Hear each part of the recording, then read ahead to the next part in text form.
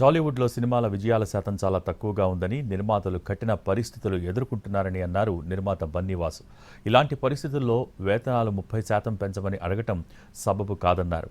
ఇతర యూనియన్స్లో అన్నింటికన్నా కూడా టాలీవుడ్లోనే ఎక్కువ వేతనాలు చెల్లిస్తున్నామంటున్న బన్నీవాసుతో మా ప్రతినిధి ఫణి ఫేస్ టు ఫేస్ ఇప్పుడు చూద్దాం.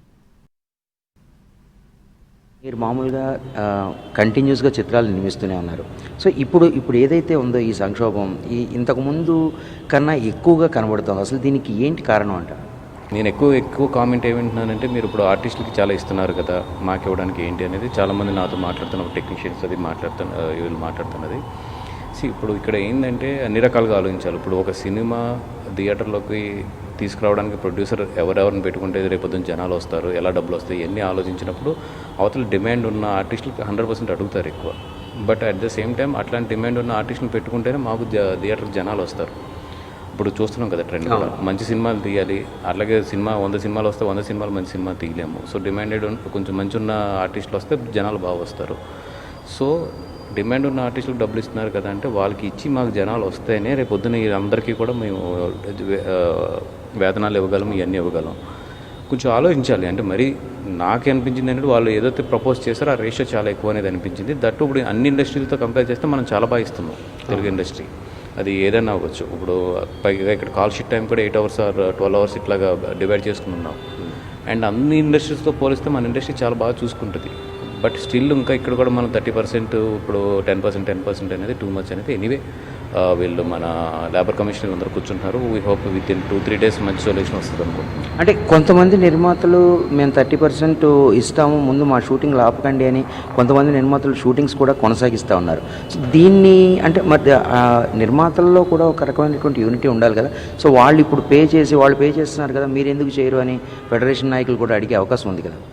అంటే ఇప్పుడు 30% పే చేసి వెళ్తున్నది కొత్తగా వచ్చిన వాళ్ళు, లేదంటే పెద్దగా ఇండస్ట్రీలో అవగాహన లేని వాళ్ళు, లేదంటే ఈ సినిమాకి ముందు మేము గడిపేసుకోవాలని చెప్పి వెళ్ళే వాళ్ళే తప్పితే ఇక్కడ లాంగ్ వీటీ ఉన్న ప్రొడ్యూసర్స్ కానీ, లేదంటే నిజంగా ఒక సినిమా పరిశ్రమ మనది లేదా ఇది అనుకున్న వాళ్ళు ఎవరు కూడా, రెగ్యులర్ ప్రొడ్యూసర్స్ ఎవరు కూడా యాజ్ ఆఫ్ నౌ ఏదైతే ప్రొడ్యూసర్ కౌన్సిల్ కానీ లేదా ప్రొడ్యూసర్ గిల్డ్ ఉందో ఆ మాటకి అందరం కూడా కట్టుబడి ఉన్నాం. So they are trying to get the solution. ఇట్లాంటిది వస్తుంది ఎవ్రీ 3 yearsకి. మాకు 1 month ఇట్లాంటి సిచ్యువేషన్ ఫేస్ చేస్తాం. మేము చేస్తున్నప్పుడు ఈ సిచ్యువేషన్లో కొంచెం నిలబడాలి అందరూ.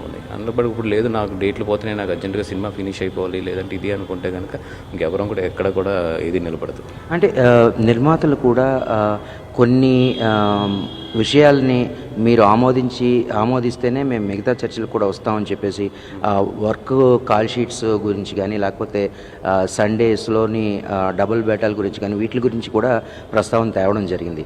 సో వాటిని ఫుల్ఫిల్ చేయాలన్నా కూడా ముందు మా ఈ 2 డిమాండ్లు అంగీకరించాలి అన్నట్టు ఫెడరేషన్ నాయకులు అన్నారు. సో ఆ డిమాండ్స్ గురించి అంటే యాక్చువల్లీ కొన్ని చాలా ఇబ్బందికరమైన కండిషన్స్ ఉన్నాయి కొన్ని ప్రొడ్యూసర్స్కి. అంటే సపోజ్ ఇప్పుడు ఫైటర్స్ యూనియన్ దగ్గరికి వచ్చినప్పటికీ మన తెలుగు వాళ్ళని 100% మనం ఎంకరేజ్ చేయాలి. మనం ఎటు పరిస్థితుల్లోని కూడా ఎక్కడ ఛాన్స్ ఉన్నా కూడా తెలుగు వాళ్ళని ఎంకరేజ్ చేయడానికి అందరూ ప్రొడ్యూసర్స్, ఎందుకంటే మాకు హ్యాపీ హైదరాబాద్ ఇక్కడ టెక్నికల్గా డెవలప్ అవుతాయి కనుక.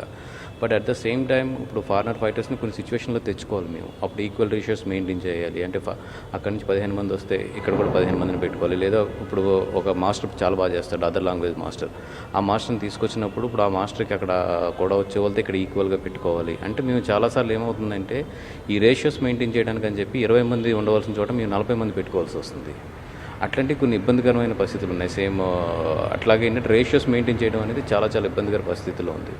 అంటే ఒక సినిమాలో ఒక ఫైట్ 2 ఫైట్లు అట్లాంటి బయట మాస్టర్స్తో వెళ్ళవలసి వచ్చి, లేదంటే కనుక బయట టెక్నీషియన్స్ని ఏదైనా తీసుకొచ్చినప్పుడు ఇట్లాంటి ఎక్కువ ఇబ్బంది పడుతున్నాం. అట్లాంటివన్నీ కూడా మాట్లాడుతున్నారు అనుకుంటా, ఐ థింక్. ఓకే. అంటే ఒక నిర్మాతగా అంటే మీరు ఎన్నో ప్రాబ్లమ్స్ని ఫేస్ చేయడం జరిగింది. సో ఇది నిర్మాతలందరూ కలిసికట్టుగా లేదు 30% వేతనం పెంచలేము అని ఖరాఖండిగా చెప్పడం అనేటువంటి విషయాన్ని మీరు ఏ రకంగా అంటే అట్లీస్ట్ అంటే ఇప్పుడు లాస్ట్ 3 yearsలో చూస్తే చాలా ప్రాబ్లమ్స్ ఉన్నాయి ప్రొడ్యూసర్స్కి. అంటే అన్నీ కూడా విపరీతంగా పెరిగినాయి. అట్లాగే ఓవరాల్ ఇదివరకు ఏంటంటే ప్రొడ్యూసర్ కంట్రోల్ ఉండే సినిమా ఈరోజు ప్రొడ్యూసర్ చేతిలో అయితే కంట్రోల్ లేదు. 100% చెప్తున్నాం కదా. అట్లీస్ట్ ఒక విషయం మీద నిలబడి ఏదో ఫైట్ చేస్తున్నారు. ఐ హోప్ ఈ యూనిటీ కొంచెం నిలబడి అట్లీస్ట్ ఇట్లాంటి మెయిన్ విషయాల్లో సక్సెస్ అయితే బాగుంటుంది. ఎందుకంటే లాస్ట్ 2-3 years నుంచి అయితే ప్రొడ్యూసర్స్లో అయితే యూనిటీ లేదు 100%. అది మేము చూసిన దాంట్లో కానీ, మీటింగ్స్లో కానీ, అన్నింటిలోని అట్లీస్ట్ ఇట్లాంటి సిచ్యువేషన్స్ అప్పుడన్నా అందరూ నిలబడి చేస్తే బాగుంటుంది.